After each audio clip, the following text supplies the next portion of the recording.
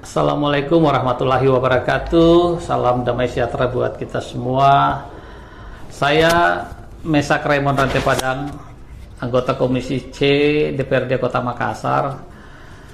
Dalam menyambut bulan suci Ramadan, izinkan saya menyampaikan selamat menjalankan ibadah puasa yang menjalankan.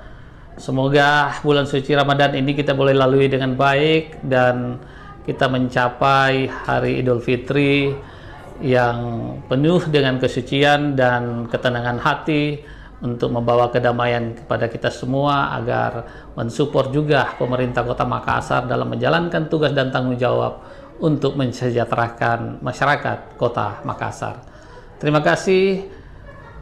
Assalamualaikum warahmatullahi wabarakatuh.